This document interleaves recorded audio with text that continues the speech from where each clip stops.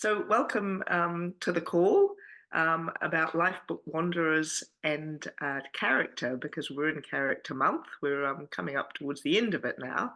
But I was particularly inspired by the first, the Lifebook call on taking responsibility with Alex and John and Missy. And Alex was talking about different character traits and flourishing in the world. They were talking quite a bit about the Stoic traits, and if you haven't watched that call, I would recommend it, because there was some really great conversation at the start, and I'll pop the link to it in the chat. Oh yeah.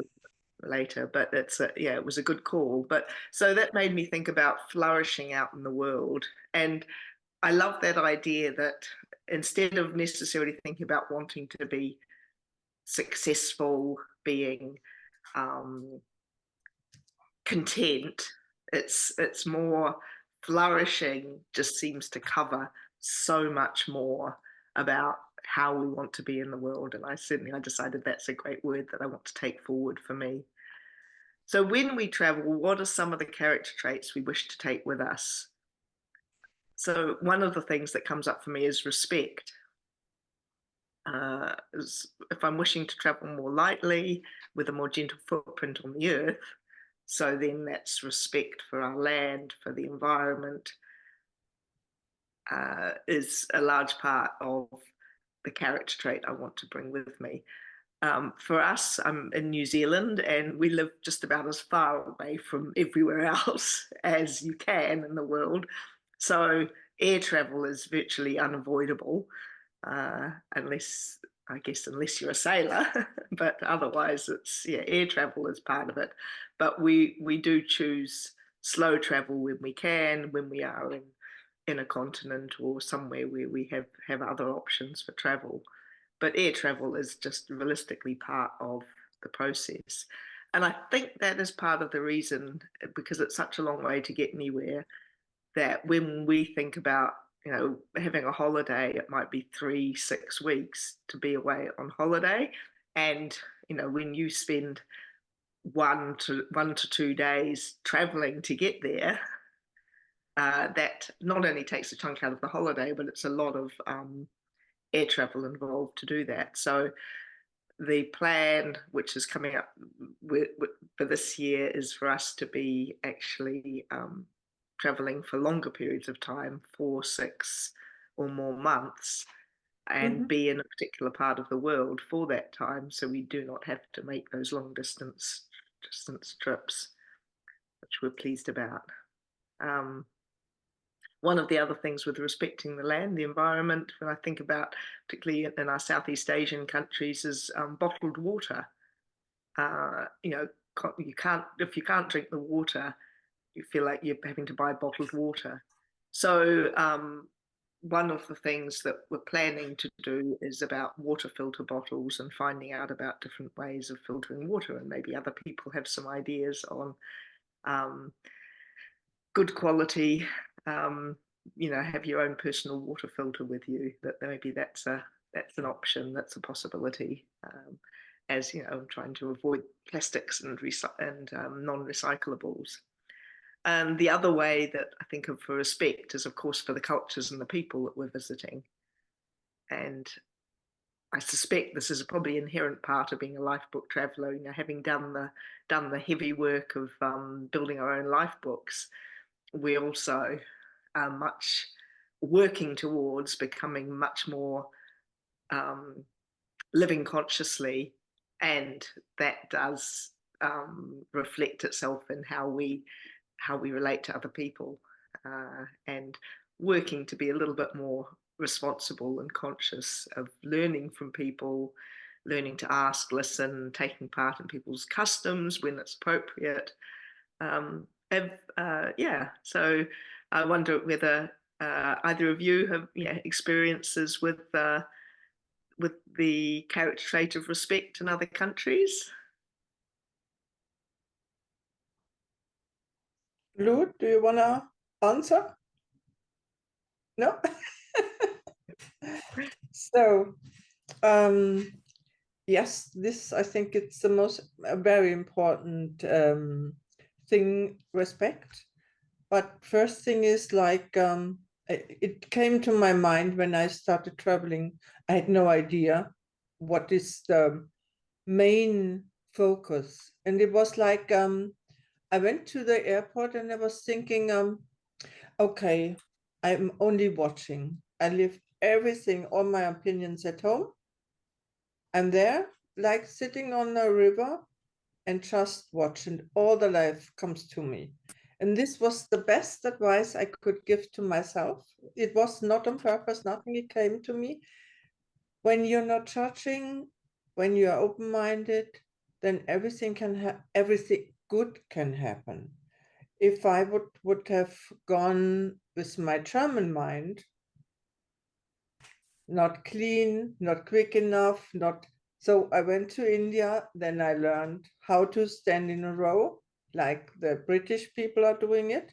But when the bus door opens, everybody jumps in, so it's like a chaos. So it's like, don't think, just act like the others. And this is really a perfect, yeah, how can I say, a perfect way to travel when you don't judge, when you're just um, watching people and watching what's going on, have no, yeah, no rules. I had no rules when I started traveling. First, I didn't know what I'm going to see and what I'm going to do, but with no rules, it was fine for me. I did not much planning. It was just like, I'm here. Okay, what is the country or the people are offering me, and what can I offer to them? That's my idea. I love that. I mean, the fact that you went to India first, your first country, could have been Yeah. overwhelming, and you could have.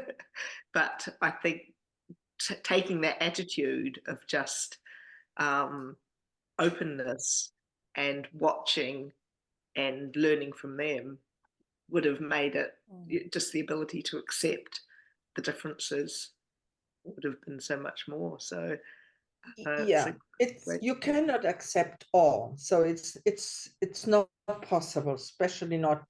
I'm a very open-minded person in some way, but I'm also expect that women and men are treated nearly equally. But this is for me. It's also not in Germany all the time. And also the I had boyfriends, they had a different opinion. But when you go to India, it will always be a shock to me that it's not equal, that I see 13-year-old girls, they have 2 kids, where I think there's something wrong.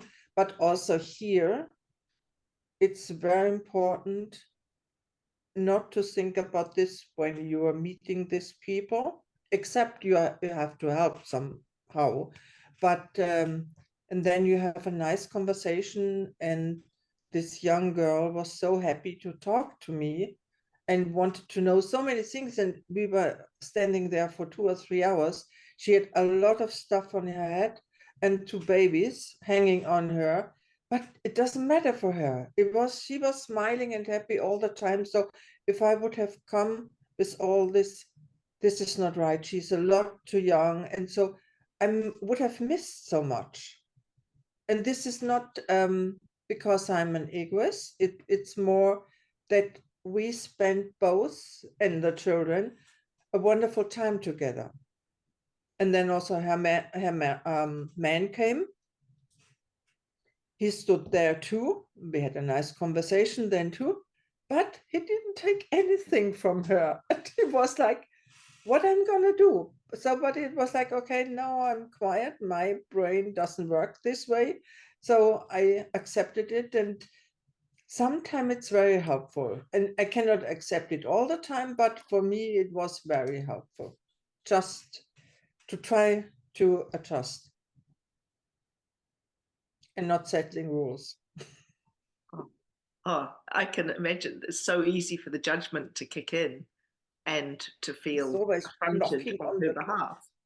Yeah, yeah. Whereas, yeah, and what can you do? Yeah, you're not going to change things. And she seemed perfectly happy. She didn't know any other kind of life, and she was happy with that. But still, that sense of wrongness, and I guess there must be a line somewhere where if something terrible is happening, where you see whether you can step in or not. But that's it. In every country, the line will be in a different place.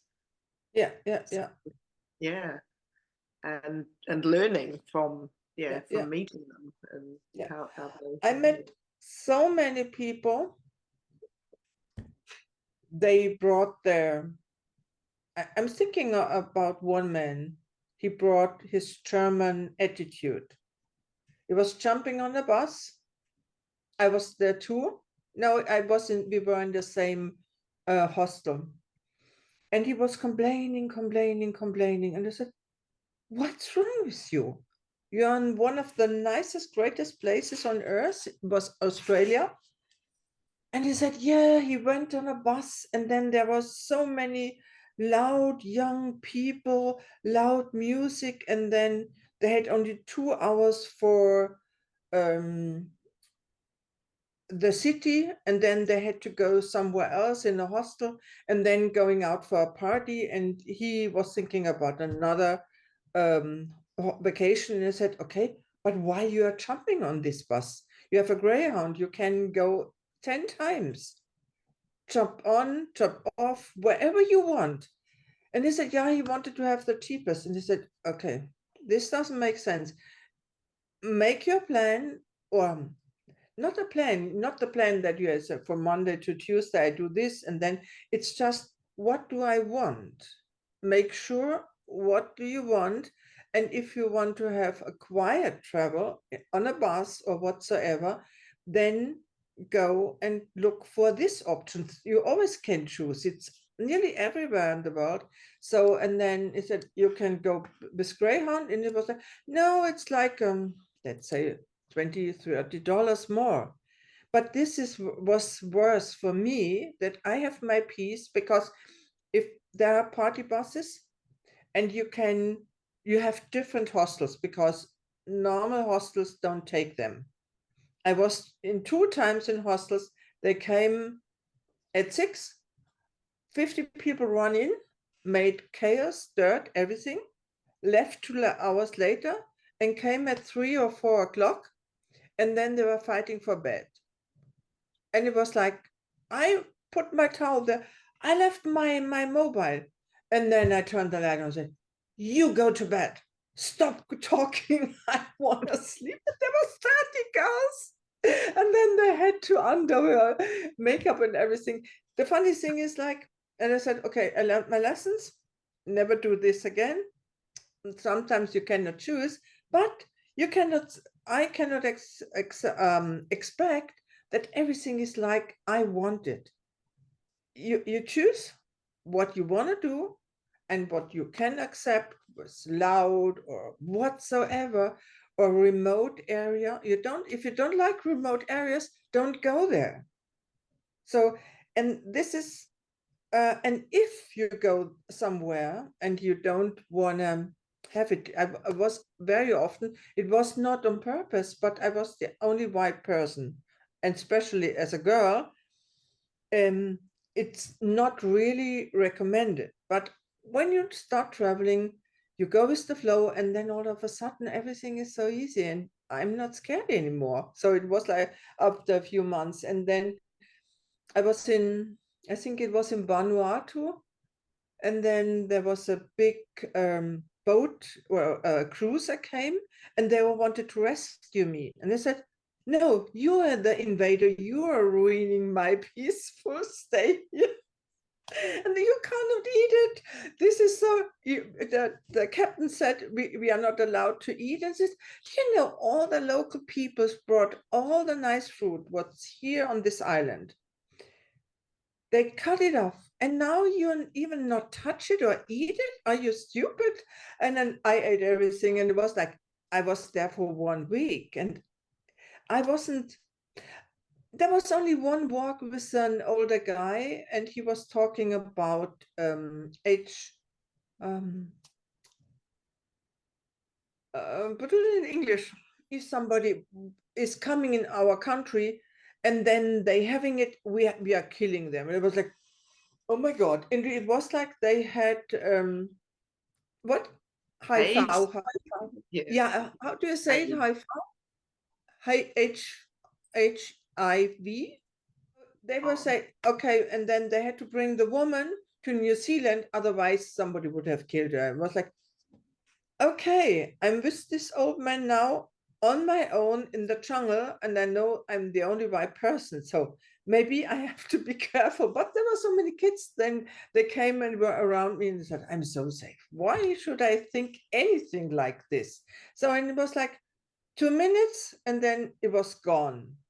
And when you travel, and the more you travel, and the more you're open-minded, not judging, the better things are coming to you. And it was like 1 week after the other, it got better and better and better. And after 6 months, it got much better and much better. It was not,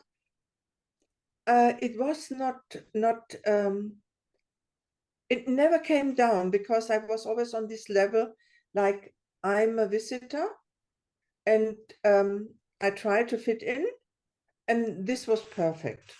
There was only one time I met somebody and I had so German thoughts, and it was like, what are you doing? And then it was like difficult for me to adjust again to all the people. But if you leave everything at home, it's perfect. So if you do this, you have a happy time. Yeah. So I think you've illustrated some of the other character traits like curiosity and courage. And I've been working uh, on generating more curiosity about life in general. But I think curiosity when traveling does help you see things in a different light, uh, and and I think that's what you've um, been illustrating there, is just being open and listening and being, yeah, and even that thing of being able to talk to people about what their life Mhm. is like, being Mhm. curious and wanting to know in a respectful way, um, you know, how life is there, and that then helps you to figure out what parts of a country you want to visit, what sort of activities you want to do, and also, like you said, where your boundary is as to learning about what the options are, whether there are hostels that you'd be happy to stay at, or whether air conditioning is a essential, and you need a place that does have air conditioning, and all those base levels for your comfort that um, for some people it would be about, I'm going to rough it, I'm going to go on the travel the cheapest I possibly can, but sometimes, yeah, that the challenge of that is that will you actually enjoy it? And Exactly. But yeah. what I really can recommend is go on places where you meet people. I realized when I'm going, sometimes I stay in a hotel. You're nearly lonely. You have no conversation, nothing. And like in a hostel or sometimes also in a camping area, you have much more uh, talk or conversation to other people than in a hotel. In Sydney, there was a wonderful hostel, but they closed it now. It's a hotel, but it was like similar to a hotel. But I knew everything on the check-in. So, and then they introduced me further and further. But it's like not with the guests. So you don't get information, and in a hostel, it's like you get all the information you need, where to go, and then you have to listen carefully, because there are people, they don't care about dirt. Other people want to have a perfect bed, quiet whatsoever, and then you can choose from it. But I think other people are very important. So you're getting curious about this, and also you get all the trips. When let's talk about Australia, you have so many options to do a hike here or there. If you stay in a hotel, they give you only the expensive one. In a hostel, you have so many options, and sometimes you walk around and then you see a letter from a scientist, and she said, "Okay, I do 3 days in jungle," and I was like, and then when you're traveling, you are focusing, or you are focused on, okay, here's something I have to read. This is advertising I don't need. So it's like all of a sudden you are learning more and more, and then you have an eye for these things. This is important for me, or I can use this and this one not. So this is also very helpful. A hotel was always like I could stay on my own. It wouldn't have been so much fun like I did. Always with people. Not too many, but always with people. Also, when you are traveling as a couple, otherwise you don't get all the informations. So this was very helpful for me. Yeah, so it can be quite different traveling solo or traveling as a couple or family. It can be a very different experience, and yeah, be treated quite differently. So Yeah, but I think I had the better experience.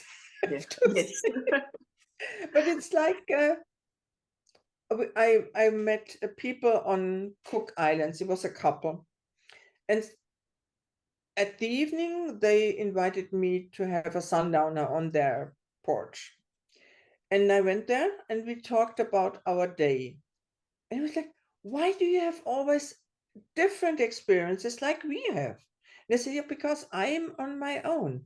So this means people are coming easier to me and inviting me to whatsoever. And I say, yes, okay, I do it. As a couple, it's not so easy for one person to come and say, oh, how are you? Where are you from? Like a woman to woman, she wants to talk to you and is curious about whatsoever. And when you're with your husband, then and it's more difficult for them. And so it was always nice to have an exchange, they are what they experienced and what I did. So it's like totally different, but it was fun. It was fun in every way. But it's always good to be also with the locals. And in a hostel, it's easier. You get much more information. Go there, you can talk to them, or here. It's yeah, it's like information boost. I yeah, cannot say it in the other way. yes. That's good to know. But yeah, about being aware of which hostels will be the noisy young people. Uh, and I guess places do get a reputation, so checking out reviews can help to select where you're going to stay.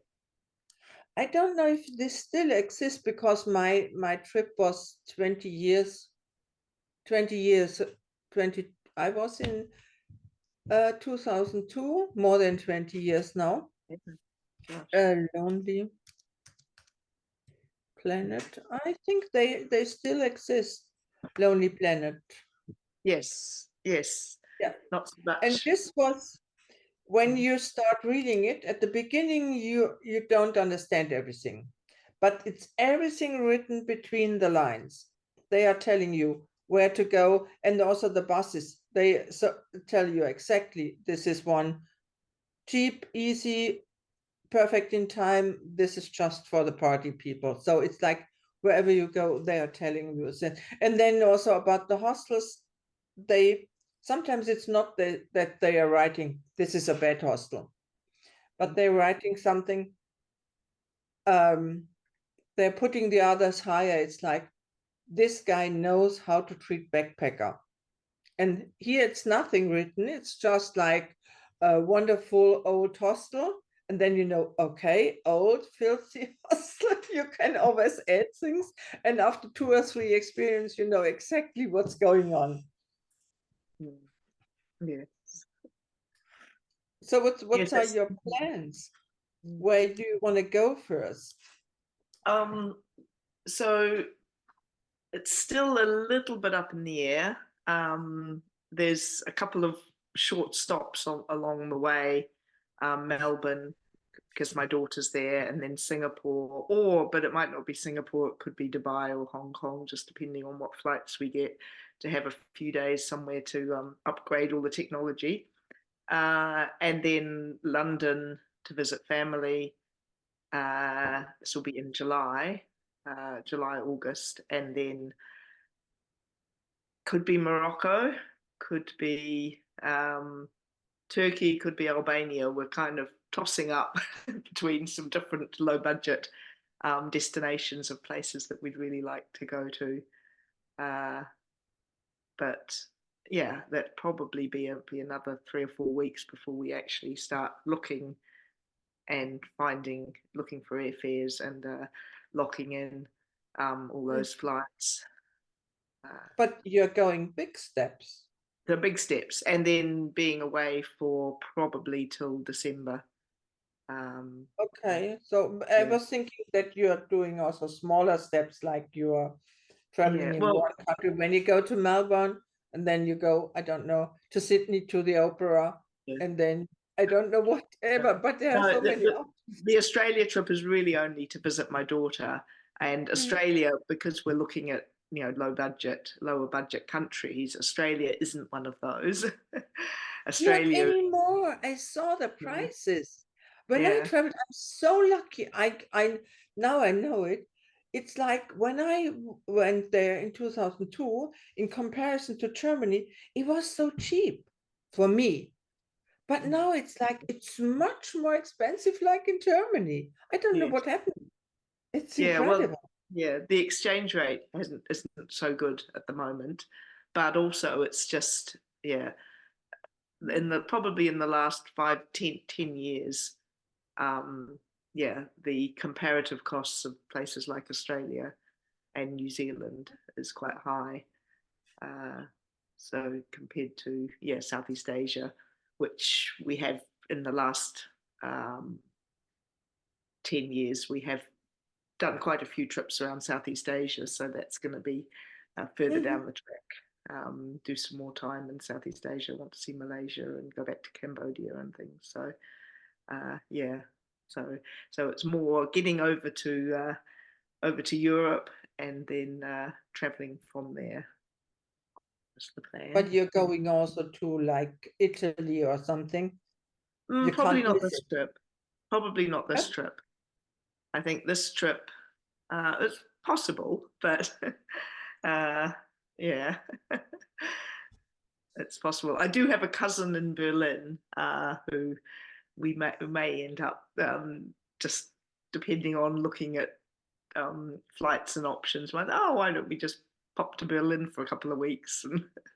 But Berlin's probably a little expensive for our for this trip. No, No, it's not. no, I because you haven't have looked. hostels. You have Yeah. hostels. So it's like there are good ones and there are bad ones.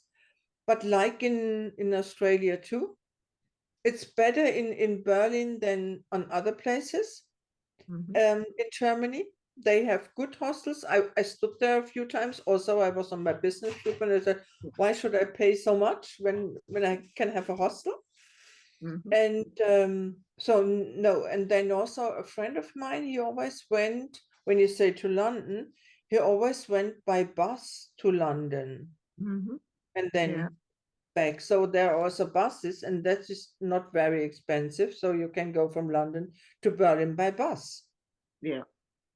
So and Yes. it might be cheaper than flying, but sometimes you get so much very good offers that you just go from London to Yeah. Berlin for a few And, bucks. yeah. And I think the ideal is if we are um, able to to do buses or trains to just do. a day trip and stay somewhere else for a little while, or check out somewhere else, rather than doing a really long bus trip, to actually stop off and jump on and off. Yeah, on a just with a over a period of weeks, to actually take our time to get there, if that's Yeah. the option. Yeah. So Mhm. so it's a little bit, it's interesting. I'm sort of working on that balance of trying to be a certain amount of planning, a certain amount of order and structure, but then allowing what will happen to happen, and allowing space for Yeah, yeah. changes of plans, and being open to the fact that plans might change. So Mhm. keeping the options open is probably key for This me. was the good thing. I only had my flight ticket. This was all what I had. So no Yeah. plans, nothing. I ordered everything when I was there. I found always a very cheap way to go. Only I think it was in Puerto Rico, it was not easy. But all the other places, it's always, I'm there. I I booked for 1 day a hostel just to see if I like it or not. Sometimes I change because it was smelly, old, whatsoever. Um, but this didn't happen so often. But then everything was, when I was there, I planned everything. Mhm. Yeah. So, and and sometimes it's good if you don't have to plan or make plans in advance, so that you can really go with the flow. If Mm. you Sometimes if you meet nice people, they said, I stood there in Byron Bay for 2 weeks because I like the people. And we all Mm. stood there. I was there for 3 days, and we were in a group, and it was a mixed room. We were really international. I think we were 6 or 8 men and women. Usually I tried to stay in women's rooms, but it was men and women, and we liked each other. And we had so great talks. We didn't see each other much during the day, but in the afternoon. And then it was like 1 day, 2 days, 3 days, and nobody left. It was like, okay, we are staying here. We take another week. It was fantastic. Otherwise, if I would have made my plans, I would had to have to leave. So it was perfect. So, but it's up to you. And when you travel in with the two of you, I think it's harder not making plans. Yes, perhaps a little bit harder, but yeah, obviously there'll be lots of discussion and lots of yeah, Ah, uh, yeah, making that decision and making those connections is, I understand, that harder, like you talked about, because people aren't quite as open with a couple. So yeah, getting those opportunities and connecting with people can be trickier. But I certainly, that thing of just booking 1 or 2 nights when you arrive at a place, so you can make sure you like it. Does it fit what you need? Is it in the right part of town? Does it, relate? Just because other people liked it, will you? So, and then looking at, because I do not like the idea of committing to, like, booking an Airbnb for a month and then finding that, oh, well, this is not quite where we want to mhm. be, or yeah, No. it's not as we expected it to be. So I very much like the idea of having that couple of days to get acquainted with the area, to decide if the place that you've booked for those nights is going to be where you want to stay, or whether you then go and find somewhere else, Yeah, yeah, and have a sense of how long you will actually want to stay in that space, and taking the chance, because that is again the courage to think, to not subscribe to people's philosophies. But the best places will be booked out. If you don't book it ahead, the best places to stay will be booked out, and you won't be able to stay. Or if you go there for 3 days and then you want to stay longer, you won't be able to. It's kind of like, just take the chance. It's no, I okay. always booked it from the universe. It was always like, this is um you will lose it. But it's like when you want to make everything perfect, and you want to to stay like this, yeah. It's like you need the security. Then it's getting difficult because then you're always scared. Maybe I don't find the room, or I cannot stay longer whatsoever. I didn't think, because if there is no room, I would have left, but it was always there, always. So it's like, don't think about, you don't want, especially in cities. The only thing is, check if you go somewhere, like if you go to Munich, just an example, and there's the Oktoberfest, you can make sure that there is nothing. There's no room. And also, if it's the tiniest room, you have to pay hundreds for euros or dollar whatsoever for it. So it's like, go check the holidays and make sure that you don't need a room at this time.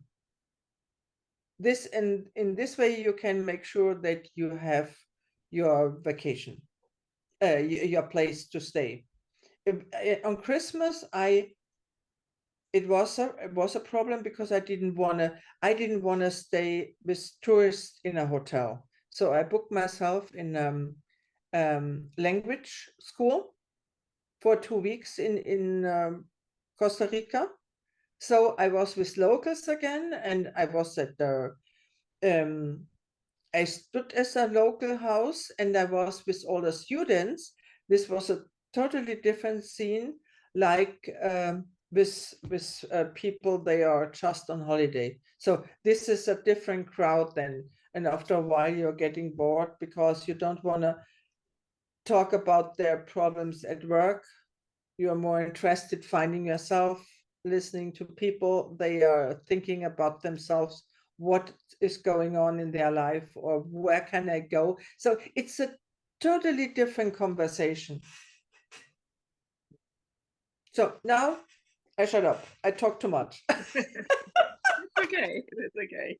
Certainly contributing, and I think that sort of brings you that courage thing that made me think of that. Sometimes, sometimes it's amazing. You'll meet these wonderful people and you'll have some good conversation. Other times, you can get a little bit stuck with people. You're in the same, like you're doing the same tour, or you're in the same hostel and same space, and that they seem need to be with you and to talk to you all the time, and having the courage uh, to know that that isn't part of the experience that you're there for, to be able to say, I need to take my own path now.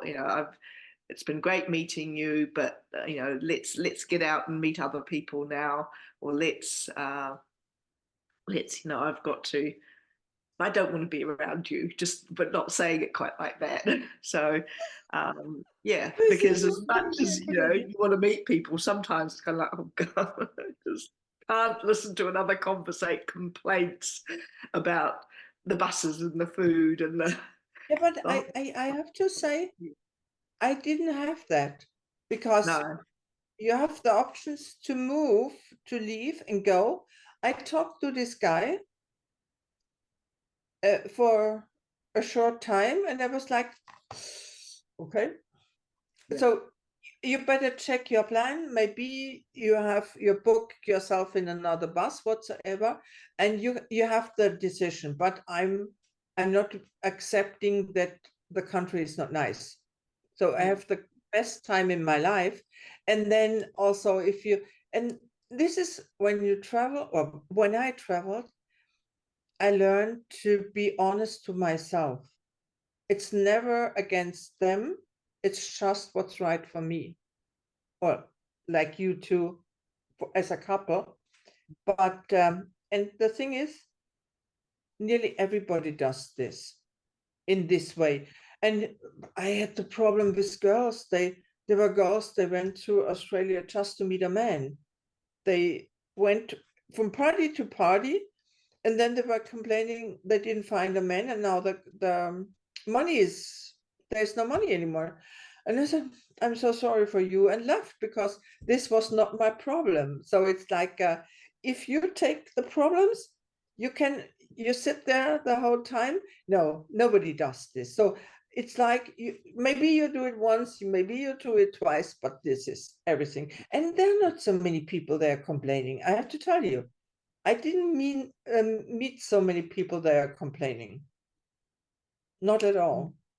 So It's great. Good. Yes. And often I think it's the vibe you put out. And if you're obviously not interested in complaining, and you let them know that, no, I've actually found that really, really interesting and different. And yes, it was hard, but it was, and so yeah, it's different. Perhaps depends on, how good a vibe you put out. Lou, did you want to add in anything at any point? How are you going? I don't know how to follow all that. I was going to suggest that you go to you go to Morocco, Marrakesh. You have to go. It's very good, and it's not expensive. The food is wonderful.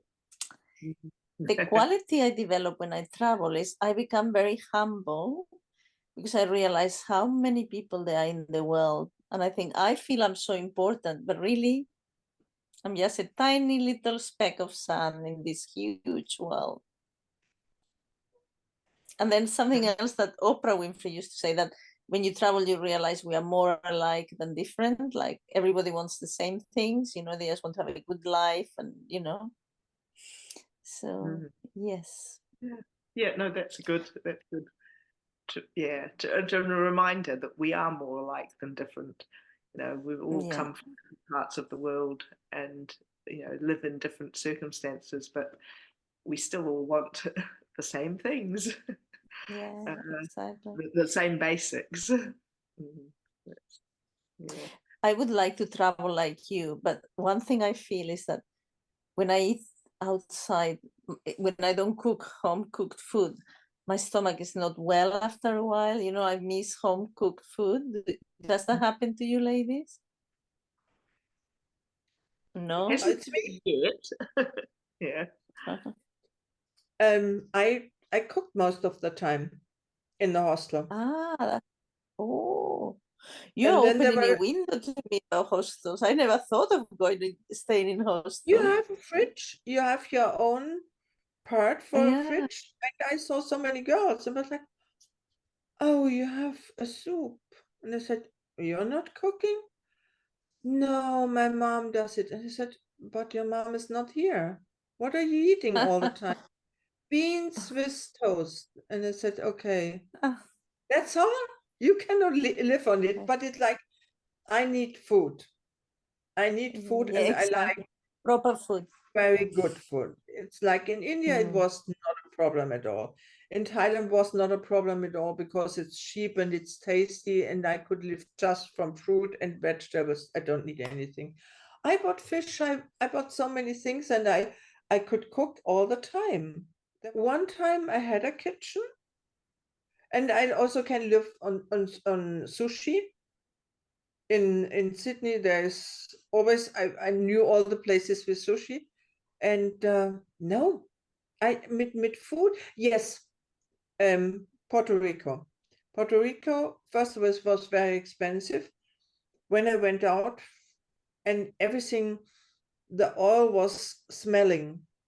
I couldn't eat it. So I stopped eating for 2 weeks. I lost about nearly 8 kilos, but this was good because I gained in Australia so much. And went dancing, everything, but Puerto Rico was the only place. The kitchen was not very good. I had a very tiny little kitchen. There was nothing really to cook, and also wherever I went, also in the supermarket, everything was smelled, because the humidity was so high and everything. Also the fruit, nothing was good. So I only had in the morning, I think, a glass of milk, and that's it. I couldn't eat for 2 weeks. I tried it a few times, went into the restaurant, one pig, thank you very much. And then I gave it up. I bought apples, same. So this was the only place where I didn't like to eat, but all the other places, no, everything was good. So that's, I think you're right. Unless you're staying in like a guest house or a hotel, and whether you choose hostels or Airbnbs, B&B places, you should have, choose a place with cooking facilities. And I guess that's part of how, if you're bringing your habits with you, if you've got healthy eating habits, and you know that eating too much in the way of different foods and unidentifiable foods is a challenge for you, then I guess having that option, that most countries in the world have wonderful fish food markets where you can go and purchase, and it's just a matter of perhaps having a few basic cooking items that you carry with you in order to make sure.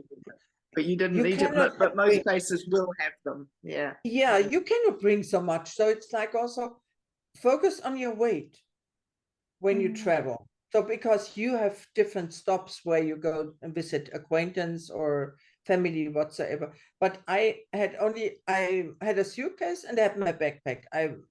First I started with the suitcase because I only wanted to travel for 2 months, 2.5 months. So it turned out I traveled much longer. So and then I bought in Melbourne my backpack, stored my suitcase in Sydney for 6 months. I didn't know at this time.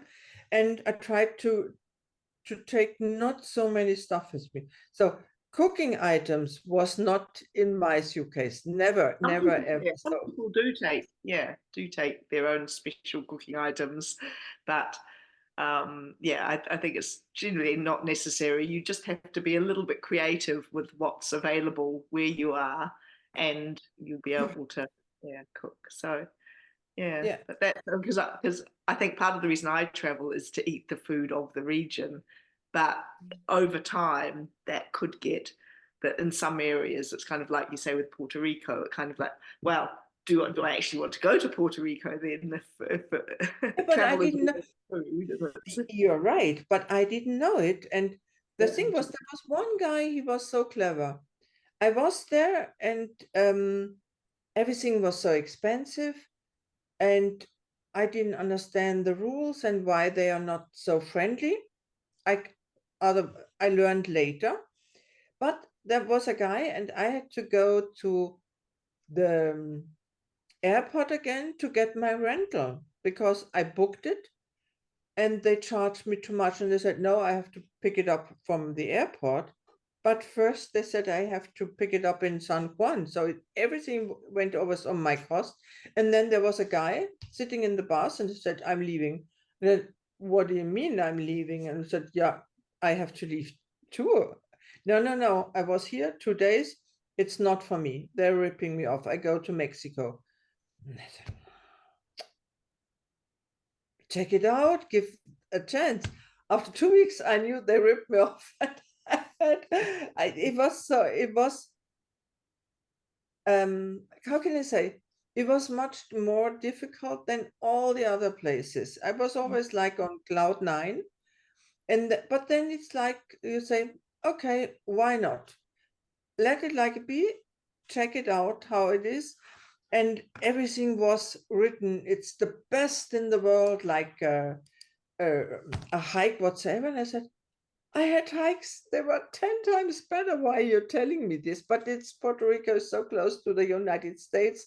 They have no idea what is really nice when you're walking like in your area or in Australia whatsoever. But it's like, and then they say it's wonderful and it's jungle. Who has a jungle with steps, with paved steps or with a street? No, I want to hike on a really on ground, on soil. So it was funny, but it's like, then I have my expectation from, I was at this time 10 months traveling. I want really to be in nature. If I would have been a Puerto Rican, this was just perfect for me. So it's like, make it easy. I made it easy for me to adjust then.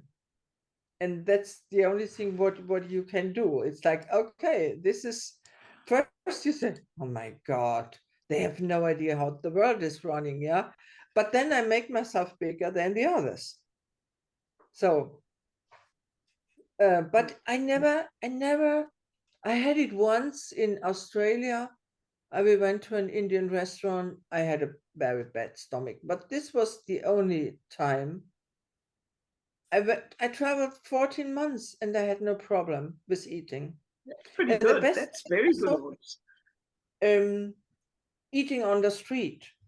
But okay, I ate in the bus. Everybody is telling you, not in Mexico, don't eat ice in a bus. When people are coming, carrying this around, and they said, ice, ice. I said, yes, me. And I was always, or they made like pastries with meat. It was grilled whatsoever, and then they were selling it. So there were the locals eating it, and me, and all the other tourists. It was like, oh my God, it's so dangerous. And I said, no, it's not dangerous because they survive, I survive. So what's going on? And we tend to think if the locals are eating it, and if a place is busy, or if they're getting customers, then it should be safe. It's when there's not many people, or when it's aimed at the tourists and they're not that busy, so food may have been sitting around for a long time.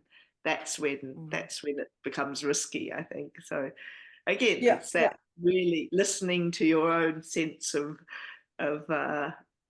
judgment on how safe things will be, and learning. And I guess that's, for me, that's one of those things, is learning to listen to, rather than having a set of rules, just learning to get a sense of what's safe and what's not. And you obviously got that right, Claudia, with 14 months and one case of food issues. That's great. Yeah.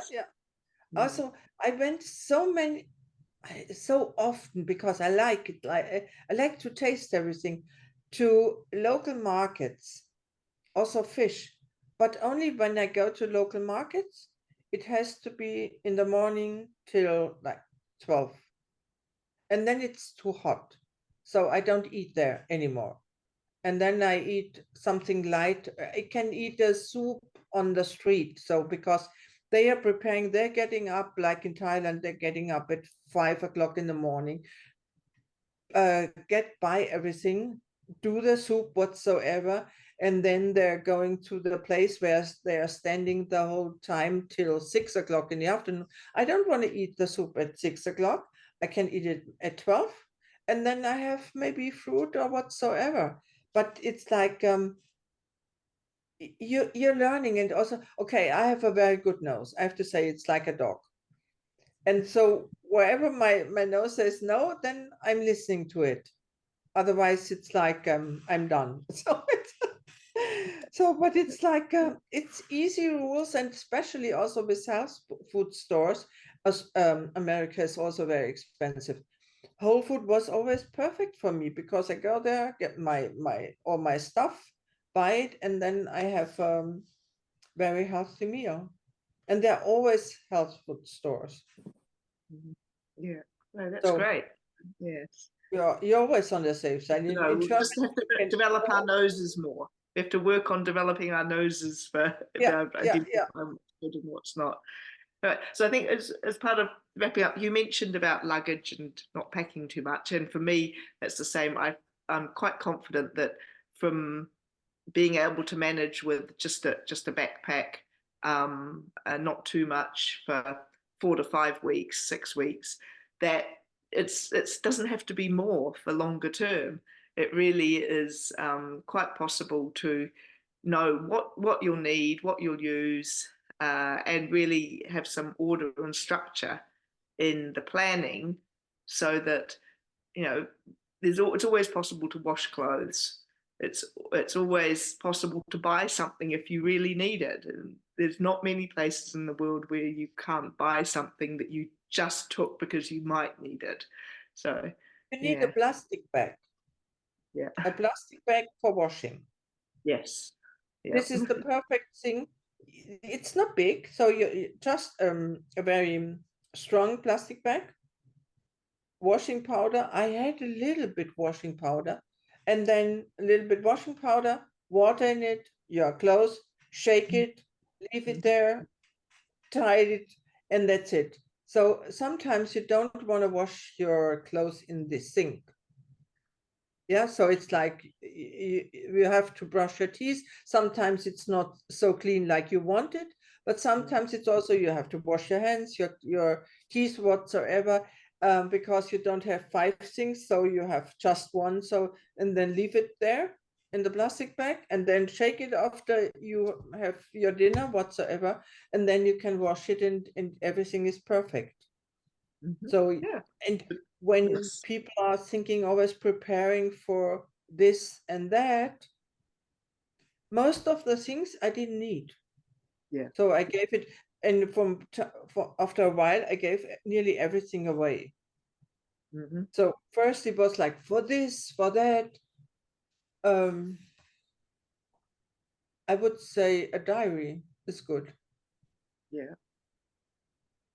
I'm so happy that I got a gift. I didn't think about that diary, I have to say it, but I got one as a gift when I left from a friend.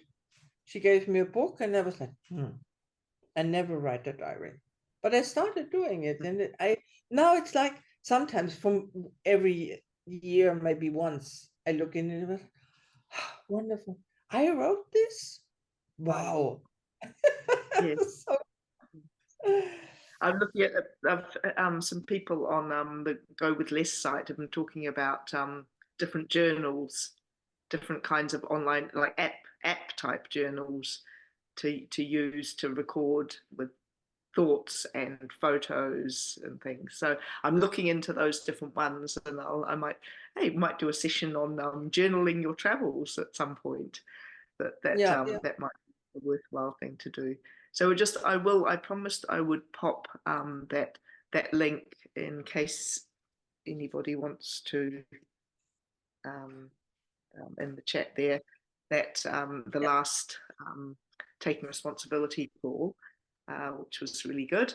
Yeah, so thank you very much for sharing all your long-term travel experience, Claudia, with us. You're welcome. I'm not putting myself up as the expert, obviously, as I haven't done more than well, I think my longest was 100 days with 3 daughters was my longest long-term travel stint, and that Oh, was this is wonderful. 5 years ago, nearly. So yeah, so but yeah, so thank you very much for attending.